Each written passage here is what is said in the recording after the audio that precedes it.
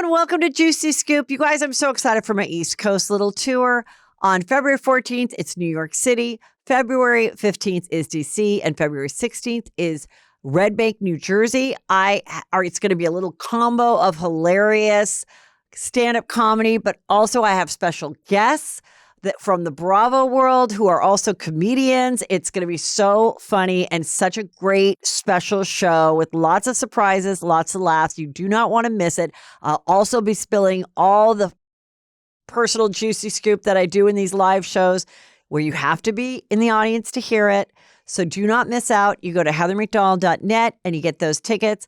Also, that's where you join my Patreon, which has been up for 8 years, and you have access to every single episode that I've done there on the level that you joined, and it's always commercial free. So now for such a juicy interview, you're going to die. I talked to Theresa Caputo, the Long Island medium, and really so many interesting things that I've never heard discussed before. So let's get into it. Hello and welcome to Juicy Scoop. I am so excited to speak to the one, the only, the Long Island medium, Theresa Caputo. How are you? You're looking gorgeous. Oh, I'm fantastic. And you look amazing. So I'm so excited to get your whole life story, but I do need to tell the Juicy Scoopers that I was just on your podcast, and it was amazing. You talked to Hey Spirit is the name of your podcast, and you were able to, I can't wait for everyone to hear it. So, but I want to get into a little bit of your life.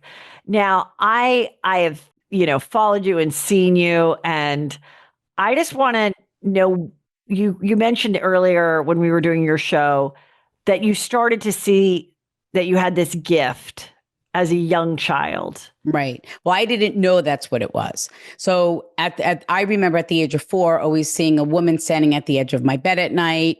I would always say to my parents that someone was watching me in my room. I would hear voices. I would just be talking to the drapes, and, they're like, who are you talking to? And I would always mention someone in the family that had died, and no one ever really made a big deal about it. They're like, oh, okay. It's just Theresa. And, and I come from a very spiritual family. So my parents never made a big deal about those things. And then it wasn't until I was almost 30 that I realized not only that I had the ability to connect with my own loved ones that have died, but everyone else's. I had suffered, because one of the main ways that I communicate with spirit is through feeling. They make me feel things, and they make me feel the way that they died. They bring me through their departure. So I would feel all these things, not understanding what it meant. So that's what I had to learn. And that I wasn't. So was there a moment that you kind of put it together when you said you were 30, where you realized what this was all about all these years? Yeah. So I was suffering terribly. I didn't want to leave my house, because every time I left my house, I would have these anxiety attacks. I felt like I couldn't breathe. I was feeling choked, like someone was sitting on my chest. I couldn't take a deep breath. But the second I would leave the store, I would feel okay. One of my mom's friends, she's a spiritual healer, and she would teach these spiritual awareness classes. And my mom had said, why don't you go to her class and maybe she can help you? And I did. And through that, it was almost like a safe place for me to explore my gift, so I could understand what it was. And I would start saying things to people that meant nothing to me, but were life-changing to someone else. And then the moment where I put things fully together was I was in Bed Bath & Beyond. And I was looking at sheets, and I heard a man's voice say to me, the ones on the left.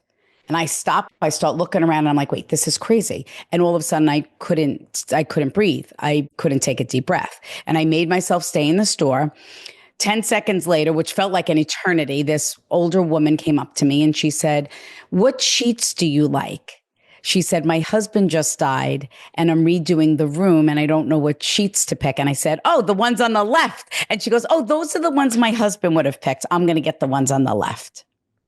And did you say anything to her? No, because at the time I was going through my gift, and she said he died suddenly of a heart attack. So that's how I started to put together my signs and symbols of what the meanings, what everything means. So I have also multiple meanings for signs and symbols as well. But that was the moment. I was like, okay, Then 9/11 happened, because then at the time I was struggling with my gift. I was like, how could this be? I'm Catholic. I'm not supposed to be doing this. And 9/11 happened, and I had a spiritual experience where it was shown to me that thousands of people perished that day, and nobody knew what had happened to their loved ones. And they were suffering from that these families were carrying burdens and Wait, guilt. did you feel that like at 9 a.m. or whatever on the Tuesday, or like where were or around This was this was after 9/11. Oh, okay. Okay. That it was shown to me that sometimes when people lose a loved one, they're left with burdens and guilt and should have, could have, would have. So I put my gift in God's hands and I said, look, if this is what I'm supposed to do, I'm putting my gift in your hands. I will walk through these doors with my gift. You have to open them for me. And here I am. Here I was, how many years ago, couldn't even leave my house. And now I not only had a television show for over 10 years and written books and now travel all over the country on a tour bus. So tell me, so at 30 years old, I know you're a mom, but you were married, you're now divorced, but you're a mom and grandma now. So at 30, did you have a couple kids? Like where did you start to go, well, maybe I could make this a business and maybe I could charge someone like a therapist. Like I could read them and make money and help my family. Like where did you go from there? That was never a thought. It just happened. But when did you originally start to say, okay, I guess I could charge money for this? So I started doing readings, and then people would tell me, you have to charge for these readings. I'd be like, okay, what do I charge? I mean, I don't charge people now for their readings. But at the time it was $175. And then when I started doing the show, I would just have them make a donation to local charities that I supported on Long Island. So how many years into doing it? And I'm sure everybody was like, you got to go to this woman named Theresa. Yep. Did you catch the eye of someone that said this is a TV show? And how did that come about? So I was doing it for 10 years, where I was reading people privately in my home, doing group readings, fundraisers, at that time, a large venue for me was 300 people. Yeah. So, and then my manager, Courtney Mullen, she had come to me for a reading, and she wasn't my manager at the time. She had lost her dad, and she was engaged, and she didn't know how to move on, didn't know to get married. She was going to call off her wedding, and because she says, I can't do this without my dad. And she came for the reading, changed her life. And she was a television producer. And she said, people need your gift. I want everyone who has lost a loved one, who feels stuck, who can't move on with their life because of the loss of their loved one. I want them to have the experience that I had. She said, I never thought that I could. She goes, I felt like when I walked into your house, I couldn't breathe. And she said, when I left your house, I finally felt that I could breathe. And she ended up marrying her husband. They have 3 children. And so nice. Yeah. And so then she pitched the show to other networks or She just said to me, she goes, would you want to do a television show? And I'm like, okay. See, because the way how I work is my brain and insecurities was I would only do things with people that I knew. So it was all like, I always say, I know my gift is guided by God. It was like, God always placed people in my path that I knew. The woman that had the spiritual awareness class, my mom knew for decades. Courtney, I knew her from the neighborhood because she grew up around the corner. So I knew her family, and my daughter did gymnastics with her niece. So it was like, oh, I'm just going to film like a television show, like for a couple. And they used to make fun of me because we're filming the show and I'm making appointments for people for 2 years later. And they're going, Theresa, you got to stop doing that. You're not going to be you're going to have a television show and I'm like, what, are you kidding me? I'm like, no, I'm like, I gotta go. This is how I make a living. This is just a moment. The TV show is what I thought.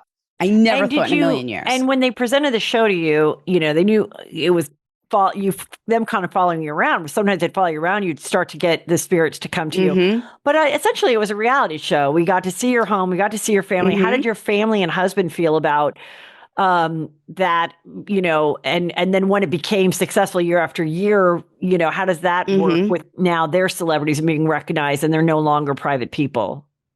That was hard. because we never thought, never once doing what I do did I ever think that it would be a successful business, let alone have a television show. And we navigated it very well, for many years. For my children, it was it was almost natural. I can't explain it. From the time that I was little, my mom would always say to me, because the town that I live in still to this day is the town that I grew up in, but so did my grandparents. So my family, my dad's parents had like a little deli. It was the only like little deli grocery store in Hicksville back in the day. My dad's a volunteer fireman. He's in the Knights of Columbus. He's a very, very involved in the community, my parents. So my parents would always say, listen, you might not know someone, but again, they're going to know you. So you always have to be on your best behavior.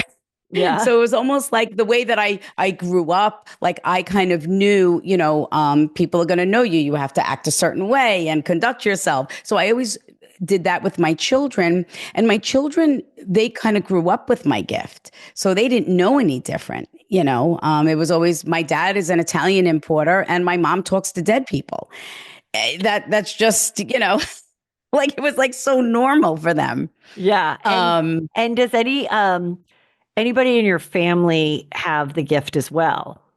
So on both sides of my family, I feel that they show abilities. I believe everyone's abilities are different. And especially when it comes to connecting with our own loved ones, I believe we all can do that. You do that, right? You get signs and symbols and feelings from your loved ones. Yeah. So this is a soul bond that can't be broken. It never will be broken. So I feel like also I feel like in the last few years, I don't know what it is, if I've just opened myself more to the signs and the manifestations, but like the I don't even know what kismic means, but I use that word, like the kismic things that sort of happen, like I reconnected with someone and the next day I went to a taping of a sitcom and I said, "Oh, I haven't," and I thought I knew I was going to this taping, but I was like, "Oh, I haven't been to a taping of a sitcom until this." And it was the exact same set that the person I connected with was a guest star on Friends. And then I went to Leanne Morgan's taping of her sitcom and they're like, "Oh, this is the Friends set." And the meeting that I had with the person the day before, who was the guest star on Friends, was an extremely important thing. It was reconnecting with someone that I really was excited to reconnect. So I was always like, I feel like when you start to see more signs like that and like hear little things like, oh, where you're like, "Oh, I shouldn't go to that thing." And someone keeps going, "Oh, just go, or go get that." Like this happened to me with another person, "Go get that salad." I'm like, I should turn around. That salad is further than I thought it was. And I go to get the salad and then in comes this person that I really needed to connect with. So it's like there's things like that I think, not necessarily connecting with people that have passed, but just being aware of all that stuff. There's ways that you probably can coach people. Like we're guided. Yeah. We're guided. I always say that gut instinct, that little Jiminy Cricket, don't veer from that, because that's your instinct. That's what guides you. Do I feel that our loved ones guide us? Absolutely. 100%. And I do believe in a God. I believe they guide us. Well, whatever your belief is. And I feel so proud of the work that I do as a medium. Is I want people to be able to connect with their loved ones on their own. Yeah. I want them to so they can be more spiritual, knowing that they have this ability. I feel I'm able just to validate it for them in even years, because people like coming to mediums, but I never want it to be a crutch. I wanted them to use the tools to connect on their own and to be able to heal. And I want people to believe in an afterlife. I mean, a lot of times people, they lose a loved one and they might be the most faithful, spiritual person, and tragedy strikes the family. And all of that goes out the window. And I don't think people realize the work that I do is so much more than just communicating with people that have died. It restores people's faith in themselves and life. It reconnects families. I mean, there are countless stories of where people weren't speaking to one another for years at a live show. At a live show, I'm reading someone that's saying, you don't speak to your brother and your sister-in-law anymore. And here comes walking the sister-in-law across from the other side of the theater. And they embrace and they have this moment and the family reconnects. Wow. I mean, it's just, there's just so many unbelievable things that happen that you can't make it up. Right. It's a new year. Maybe you want to change some things about yourself and make you a new you. That's why I like Lumi, because guess what? I'm not going to have any body odor. That's right. I love Lumi. It is a whole body deodorant, not just the underarms. I'm talking privates, groins, wherever you feel like you need that extra deodorant protection. Lumi provides it. It's created by an OBGYN who saw firsthand how normal BO was being misdiagnosed and mistreated. Also, you can choose from a variety of fresh, bright scents like clean tangerine, lavender sage, and toasted coconut. I got the deodorant stick in clean tangerine, and it's so great. It smells delicious, and I feel so confident. Lumi Starter Pack is perfect for the new customers. It comes with a solid stick deodorant, cream tube deodorant, 2 free products of your choice like a mini body wash and deodorant wipes, and free shipping. As special offer for Juicy Scoop listeners, new customers get 15% all Lumi products with our exclusive code. And if you combine the 15% off the already discounted starter pack, that equals over 40% off their starter pack. Use code JUICY for 15% off your first purchase at LumiDeodorant.com. That's code JUICY at LumiDeodorant.com. Please support our show and tell them we sent you. Smell fresher, stay drier, and boost your confidence from head to toe with Lumi. Let's face it, weight loss can feel overwhelming. That's why Hers is changing the game by providing access to GLP-1 medication plus expert care. They make your goals way more achievable. Hers offers a holistic weight loss program with personalized solutions, including the compounded GLP-1 weekly injections, featuring the same active ingredient as Ozempic and Wegovy or oral medication kits. After submitting an online intake form, a licensed medical provider will determine what plan is best for you. If prescribed, your program includes medication, ongoing care, and online support, all at one low cost. Start your initial free online visit today at forhers.com/juicyscoop. That's forhers, forhers.com/juicyscoop for your personalized weight loss treatment options.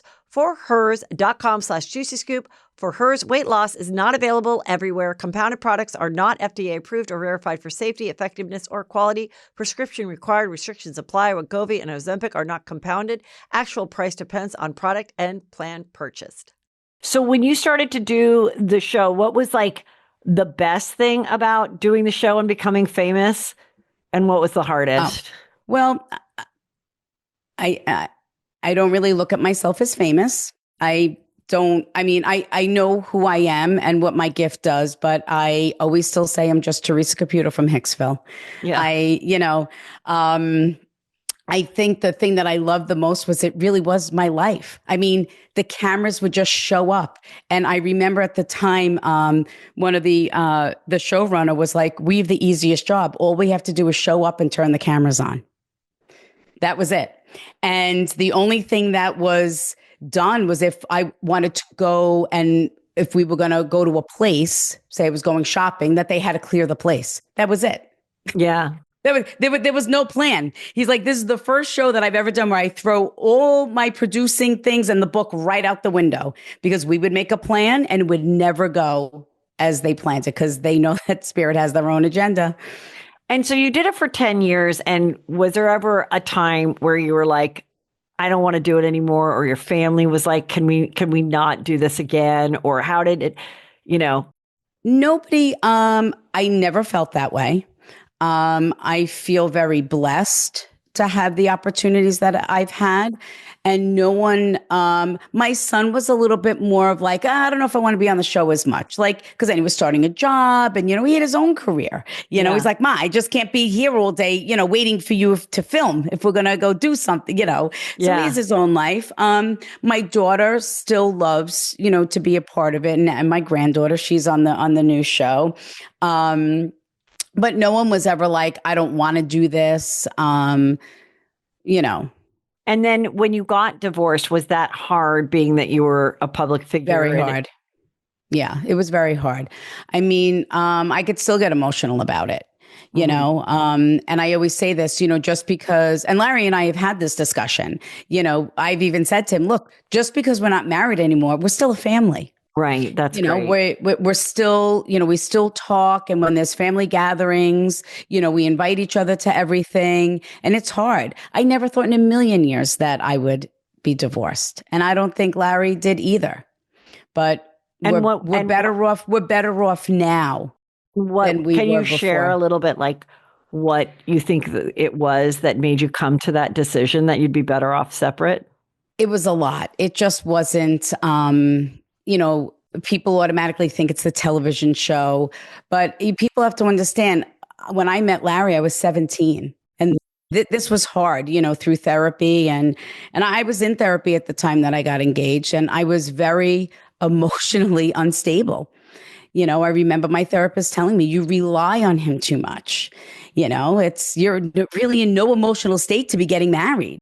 And what do you do when you hear something from your therapist that you don't want to hear? You stop going, right? Wait, so how old were you when you got actually married? I got engaged. I was 20, and I got young. Yeah. I was 20 and married by 22, and had my son. And then by 23 and had my daughter at 24. I wouldn't have changed a thing. Right.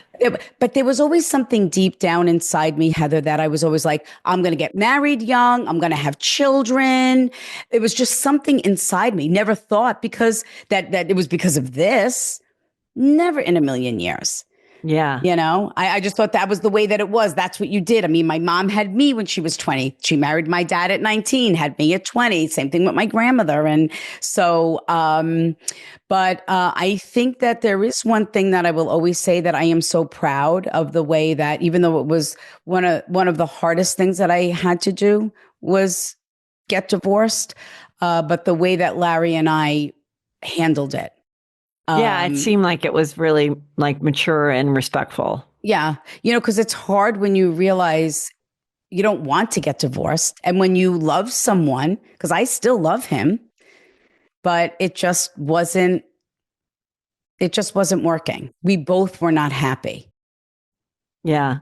And what about like the first time, like who was the first person that did like an impression of you? Was it someone on SNL or was it Kelly Ripa? Who was it? Kate McKinnon on SNL. I'll never forget it. I had just finished my shows up at Westbury. It was called Westbury Music Fair at the time. Uh-huh. And we were all at the end of the year party. And one of my producers came running over and they're like, you're not going to believe this. You made it. And I'm like, what do you mean I made it? They're like, you were on SNL. They did you on SNL. And I was like, what? So you liked it. Oh my God, I loved it. Oh, I think it's great when people impersonate me. I think it's fantastic. Yeah. I think it's I love when the drag queens do it. Yeah. And Kelly Ripa, she did it well, yeah. She did it very well. And there's been a lot. Right. And so like when are there any other reality, I saw you at a reality star party. Like, do you watch like Real Housewives of New Jersey? Because I used to. You kind of have that, but like similar vibe of those type of women. And what, like, have they ever approached you and wanted you to like read them or anything? Because I know Theresa and Joe have, lost their parents and they are now estranged as siblings when you talk about that. Like, I kind of wonder, like, if you've ever encountered that or haven't. I did not. Yeah. I did not. As they have never reached out. Luann was on my podcast several years back. Dorit was on. Dorit, there were several. Dorit from Beverly Hills. Yeah. And I don't know why the names are not coming to me, but there were a couple of them that had been on. Honestly, I know this sounds terrible, but I don't really watch TV. I understand that. If I do watch TV, there's no laughing here, Heather. It's the Game Show Network or HGTV. That's it. And do you think that's because you kind of need a really simple Yeah. escape? Like you don't want to watch I like a Dateline. You don't want to watch things that are Oh like God. dark. No, and nobody wants to watch them with me because if I watch them, I'm like, oh, it was the neighbor, and they're like, oh, well, forget it. We're not going to watch this now. It was the neighbor, and then the next thing, here comes the neighbor. What? That's amazing. Listen, I don't like to be scared. I do not like horror movies. I don't like scary movies. I don't like paranormal things. I don't like it. Now, speaking of that being that you speak to the spirits as they pass, have you ever been when someone is like, who killed my loved Oh, one, and you actually have helped in a case or given a tip or anything? I've never worked with the police.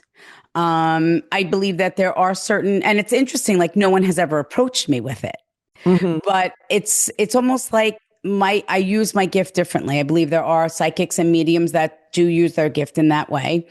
There was one time where an old client had called me and her dad was missing, and I said, I keep seeing a bridge and like these big rocks, like these big boulders.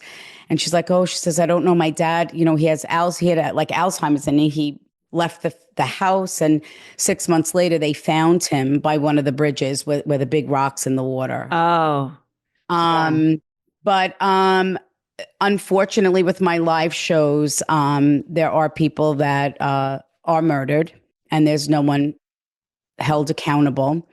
Um, And and have you had someone say it was Joey or whatever no, that? it's never, I don't use a lot of names when I channel because I Uh-huh. feel names are common. I try to be as where people can't be like, oh, well, of course, someone lost their dad and his name was Michael. Like, Yeah. I can't help, they're a common thing. So I try not to use a lot of names. There have been cases where they'll say, listen, there were 3 people involved, and they'll be like, yes, there were, but no one's being, Oh, so yeah. spirit will give validations that Mhm. they know what is going on. They know how hard their families are trying, and not to give up on, say, the justice system at some point of that, not that it's not being like the case isn't being worked on. Right. And sometimes they'll say justice will be served. There have been times late, like 6 months later, we'll get an email Oh, saying that, really? yeah, oh Oh, that's yeah, yeah. amazing. And I then they come love when back. they Yeah. come back and where it comes back around. And Yeah. And so when you saw the movie like Sixth Sense, oh, I love that where movie. and did you know what it was about when you saw it? Because Yes, that was the because that was secret. me. And I was surprised that everyone did not know that Bruce Willis was dead. I was I like, didn't. how did you not know he died? So when you watched it, you already knew the I knew he was secret. dead. Oh Yes. my gosh. Hmm. Because that was the best movie. Yes. And Ghost. Yeah. Those were the 2 movies for how I see spirit, how I feel things, how I see things, but I see things differently than the way we see here in the physical world. So it's a different seeing. I Uh-huh. can't even explain it. So, I mean, I've always said, I don't know what happens when I start to channel. My friends will say I get a certain look on my face and in my eyes that when I'm connecting. But it's almost like I have no personal thought, feelings, or emotions. Like it's like my mind goes blank. And I actually did something on Dr. Oz with Dr. Amen. And he actually read my brain live on Dr. Oz, read my brain as I was reading someone. And I'll never forget it. Dr. Oz came up to me and said, aren't you nervous? And I'm like, no, why would I be nervous? He's like, well, what if nothing happens? I go, oh, something happens. I don't know what it is. I said, but I'm not, because I know. And Dr. Raymond said that I'm able to access a part of my brain that we typically don't. And that when I was reading, it showed that I had no activity in my brain, but I was speaking. So I don't know how to explain that. Wow. Yeah. That Yeah. there's this new thing that I just saw like on TikTok where certain they're taking kids that are autistic and Hmm. they're covering their eyes and they're like, what color am I holding up? And they're able to, Mm. and it's called like, and so I feel like we're into this new that we're going to be discovering more about Yeah. how people's brains work differently based on Yes. their talents or whatever. Like, how is that even possible that one person would be able to?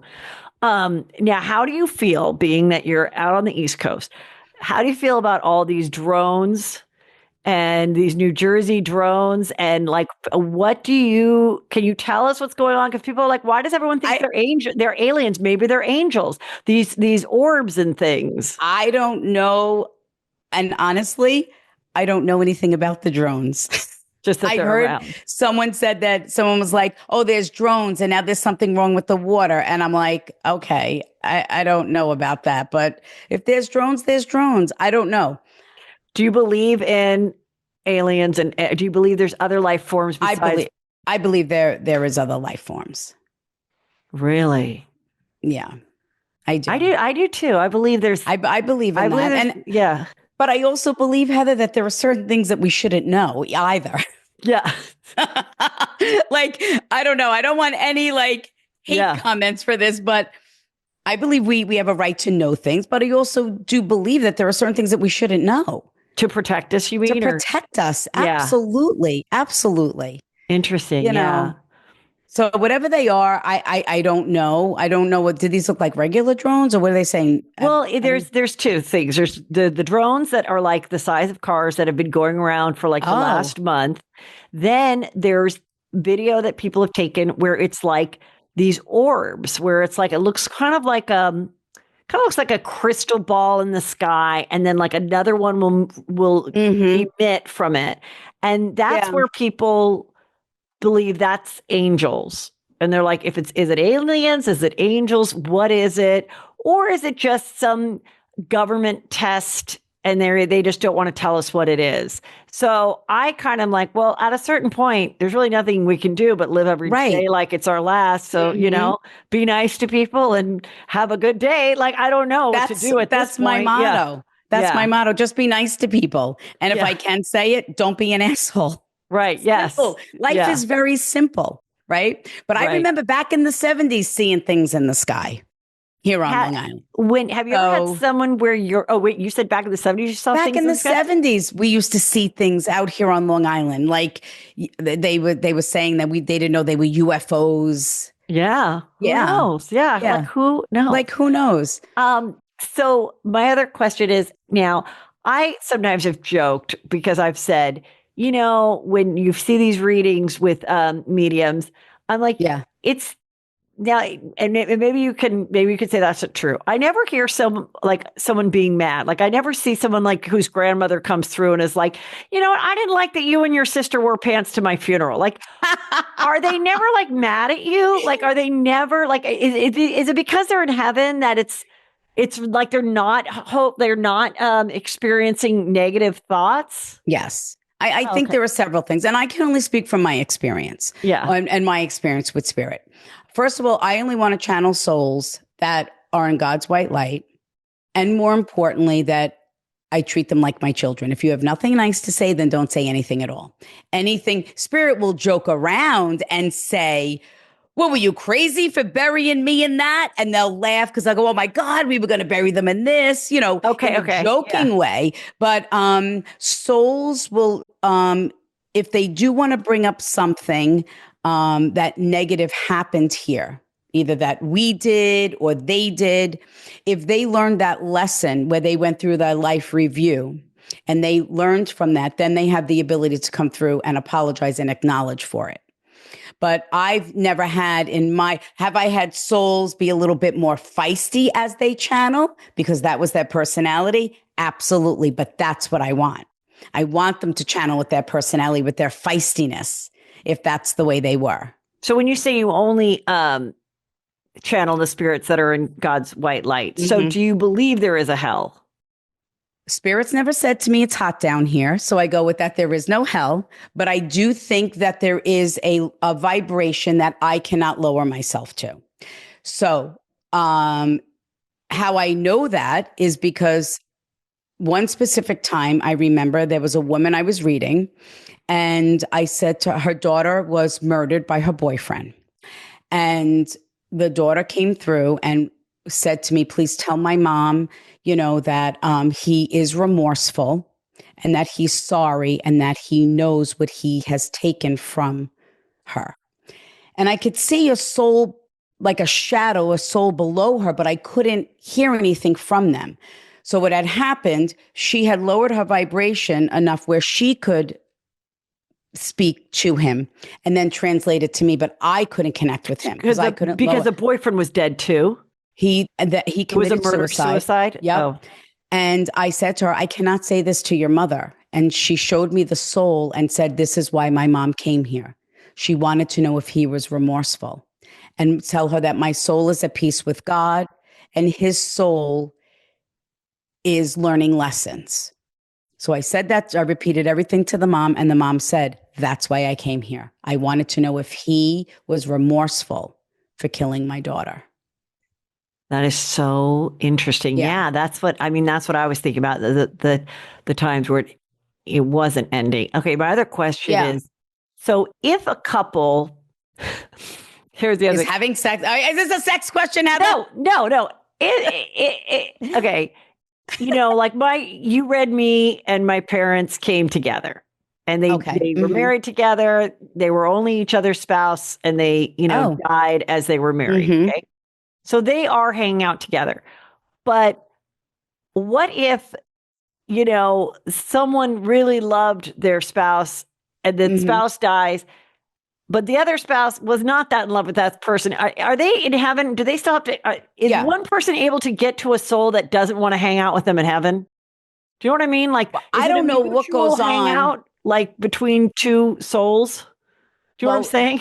What Spirit has shown me that we have soul circles. Okay. So where our souls are, I don't know if you believe in past lives. So I don't know. Do you believe in past lives? I do. I've done past lives. Explain what, in your idea, what you think past lives mean for people. So past lives is that my soul has lived in other lifetimes in different physical bodies. But would it be your same personality? No. I was a young man in a previous life. One of the life I was a disabled young girl. And how do you know all this? So I did a past life regression. Where you go under, there was a book called Many Lives, Many Masters, and where you go back and you relive your past lives. And at first I was like, all right, this might be crazy. Am I like dreaming? Am I doing this? I don't know how this works. And I was under, and there was one particular lifetime I remember I was a young man. I was maybe in my teens, and I was wearing like puffy knickers and it was so specific, a puffy white shirt and suspenders. And we were on a farm, a lot of property, and there was a house burning. And I went in and I needed to save my brother. And because I have this on tape, and it was saying, I need to save my brother. I need to save my brother. And when I pulled my brother out of the fire, the woman that was doing the past life regression said to me, look into your brother's eyes and who do you see? And I saw my nephew who was just born. So my nephew was my brother in a previous life. And how is your connection with your nephew? Do you feel like you're how old is your nephew now? My nephew, he just turned 24 the other day. So do you feel like you have an interesting connection with him that's not so much aunt nephew? Or does it? Well, I don't know. I feel like I have a special bond and a different bond with everyone in my life, like especially my nieces, my children. Right. And there was and here's another example, which doesn't involve me, but I was reading a woman. It was a mother and a daughter. One of the other daughters had passed away. And I'm like, I feel like I feel like I'm talking to your sister, but I can't see her. And I feel like somebody else is telling me that you used to see her all the time, but you don't see her anymore. And the woman looked at me and she said, I used to dream of my sister every night until my daughter was born. And I stopped seeing my sister. And so her sister is her daughter. There is her daughter. Yeah. So, and these are very rare cases. I mean, it's like, there are maybe 3 cases where that has happened, where I've seen that. You know what I mean? It's not something that is typical, that typically happens. And I don't know how it works. I'll find out when I get there, I've seen interesting little videos, that people have filmed of their kid. Like Mhm. like a 4-year-old being like saying something like, Oh, I was in yeah. that building. And like, Mhm. or like not, there's been a few, like a handful too, of like very weird possible 9/11 victims who have now been put into other bodies, where these kids are saying something so specific. That nobody would know. Yeah, like, Mhm. oh, I jumped out of that building because it was hot and it was burning, Mhm. and they're like, what are you talking about? And there's no way they would have seen it. They're too young to have known Right. the history. And I always kind of wonder, okay, if you have that kind of like pretty solid knowledge that maybe your child is another soul that was like a 35-year-old stockbroker or whatever in 9/11, Mhm. like, how do you, it would be hard, I don't know, it'd be hard to raise your child, like, not know, how do you just, know what I mean? What would be your suggestion if you feel like maybe your child is this like old soul, literally an old soul, like literally an old soul that can remember or connect? I wonder, does that child stop talking like that after a certain age? Like they kind of forget, like they They give might. you the sign and then just live their life as a kid in 2025, or They might. I think a lot of children are, I don't know how that works with the soul because I don't have that much uh, experience with that where a soul re-entering into a life now. yeah. But there are children, like you said, that I have heard that, and also children that will speak about people that have passed away. Oh yeah, people say, "Oh yeah, my grandma's sitting right on the couch over there," and talking about her as if she was just in the room. Or if so, young children are very sensitive to the souls of the departed, even animals, because their minds aren't busy. They're not filled with burdens and busyness. It's clear. Kids say the darndest things and it's the truth. So they say really whatever it is that they're seeing, experiencing, feeling. And as they get older, sometimes that stays with us and sometimes it's just not a part of us anymore. I had somebody who was like a listener of mine, and they sent me this thing and they said, this is who I think, this is who your past life was, whatever. Oh, And it oh, was that's this interesting.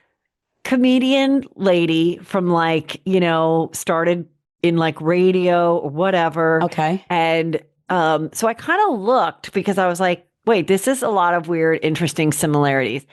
And I was like, well, she has to have been dead, right? Before I was born or Born. conceived. And it was within like a couple Wow. years. Does that how, I guess we wouldn't really know, but a soul, I it's not don't, like the minute you die, you go to another. We don't know, but you would we have don't to, know. if someone really thought that was the case, it would be that the person would have had to have passed, obviously, before you were Yes. conceived. Right. Yeah. Souls have acknowledged that they will show their souls through. So, like, people will have say, let's hypothetically say there's a woman that I'm reading, and her child will all of a sudden look exactly like her brother. Yeah. Like for that second, like we'll do something or say something that was like the spitting image.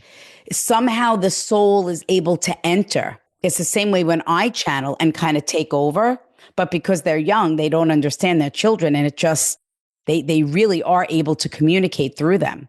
That Yeah. has happened as well. And they'll say they'll say a part of my soul lives within, where that means that they can come in and out, where they show themselves to their loved one through a child. That Yeah. has happened. And have you ever had, I feel like, there were psychics and TV, people that would do things before you Mm-hmm. that were wrong about a lot of things, not mediums, more like Yeah, psychics, I more don't like know future a lot people. about that. Listen, this is how I feel.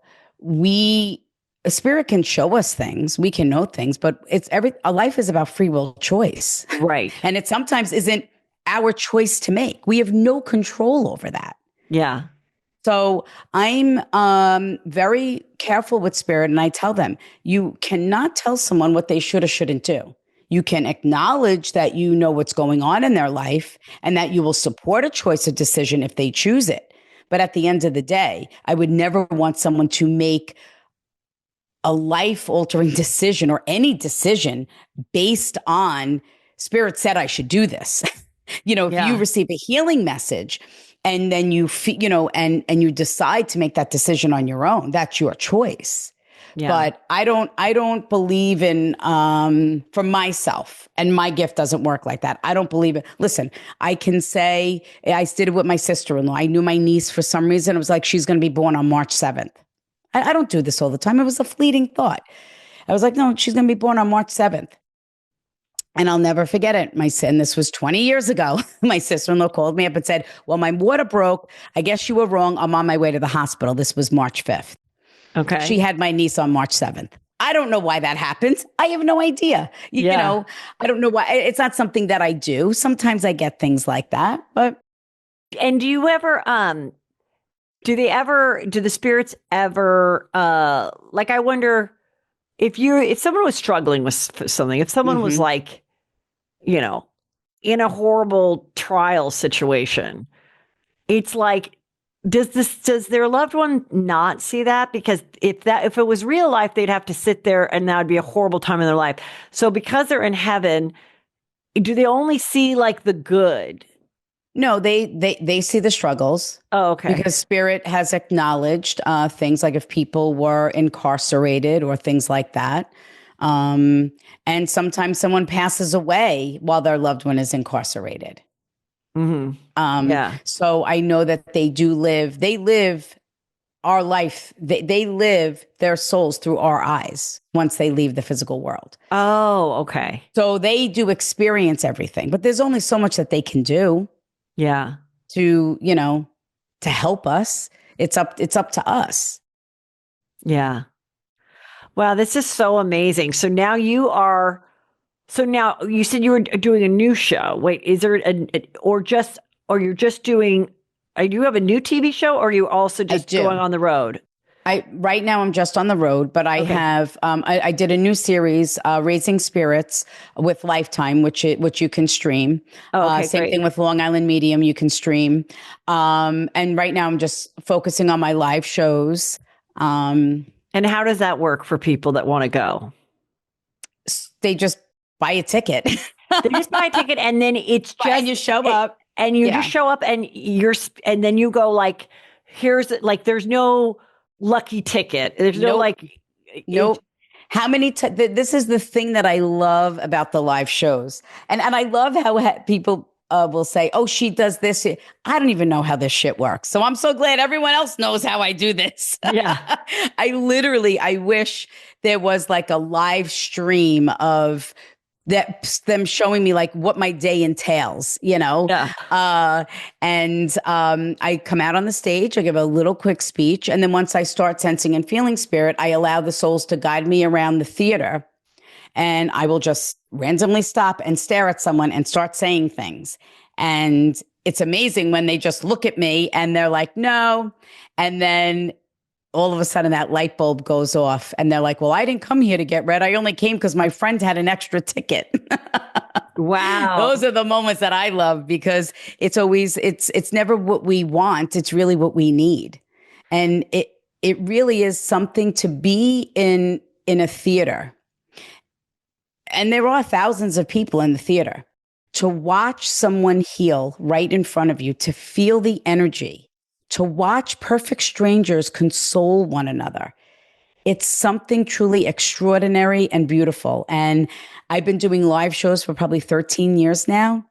And there has never been a same live show. And is there anything that you do in preparation to be in the right space or anything? Same thing I did before I read you. I have my sage, and I do my meditation. I treat every reading the same, whether if it's one person or for 5,000 people.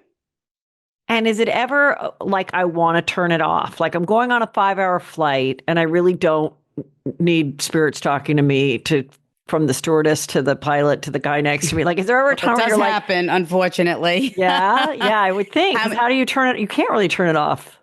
It's not, I don't even know how to explain it because I'm always sensing and feeling things.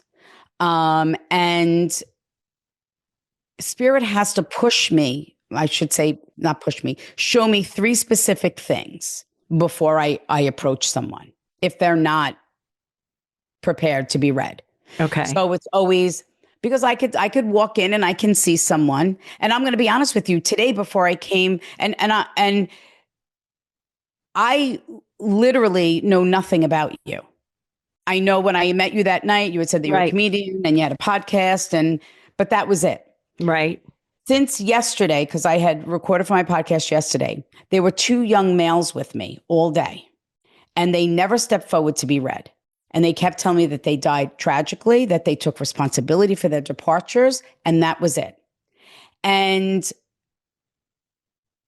I know that they were preparing for what had happened earlier with you, and still very private, very cautious.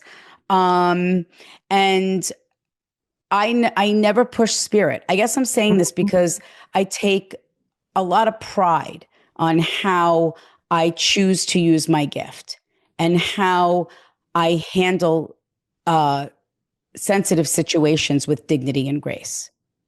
Wow. And I always say this to people, I make what I do look very easy. It's the hardest thing that I have to do, especially in a live show, have a soul guide me around a space, stop in front of someone and take us on this emotional roller coaster, right? Of pain, sorrow, loss, grief, and then have everyone laughing in the next breath.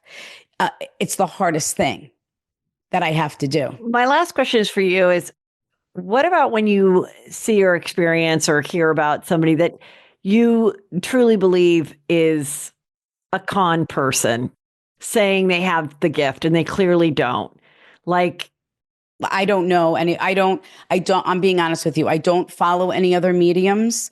And more importantly, I always say if someone is using their gift to help people, then I support them.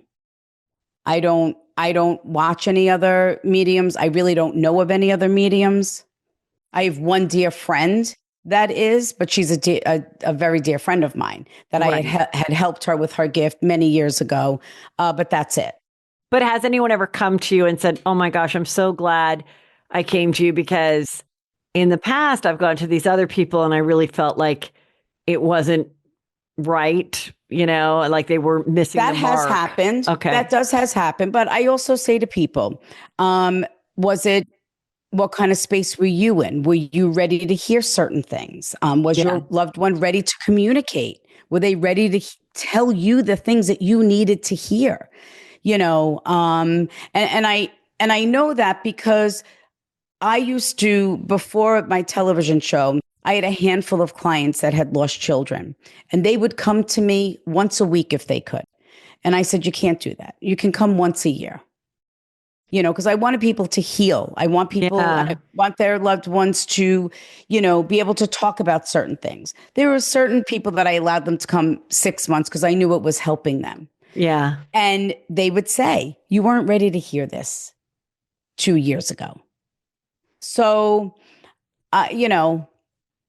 who am I to say that someone isn't for real? You know what I mean? So, and when a child does pass, are they always like that age?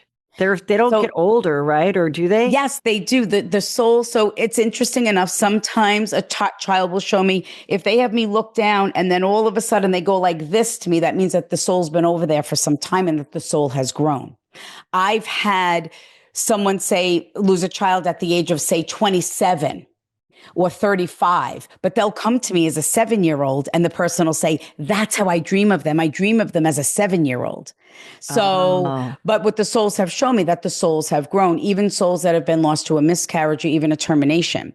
They'll show me that they did not get the opportunity to walk here in the physical world, but the soul has continued to grow on the other side. Have you done that with a termination? And is there? Oh, yeah. Oh, yeah. How is that for the mom, the woman that made that choice? If you don't mind me sharing this story, this is a very powerful story. There was a woman, I was reading someone here, and all of a sudden I turned around to her and I said, God wants you to know that he took your baby. God has your child. And the woman looked at me and started bawling her eyes out. And she said to me, 30 years ago, she said, I was molested by a family member and I was pregnant and my family was making me have the baby. And I could cry. She said, and I prayed to God to take my baby because I didn't want to have this child. And she said, and the next day she miscarried and she lost the baby. Oh, thank God. And she cried. And then she said to me, she goes, and now I'm gay. She goes, so I'm definitely going to hell. I said, well, if that's true, I talk to dead people. So we're going together in a handbasket. But oh, wow. you know, and sometimes I say things. I mean, I literally said to myself, Theresa, what did you just say? You just told this woman that God took her child. And then and this is all in a matter of seconds. And then this woman shares this story and she goes, nobody knows this. Nobody knows this. And she's like, I carried this for 30 years. Wow. You can't even explain it. That is really. Cannot even explain it. You have to come check out a live show now. I do. Well, where can they find them and where can they get tickets when you come to their town and where's all the info? At my website, theresacaputo.com. I encourage people to please join my fan club. I'm not pushing I push my fan club because I did it for the protection of my fans. It's $19.99. You get pre-sale tickets. If you purchase tickets after the pre-sale, you're at least getting correct ticket pricing.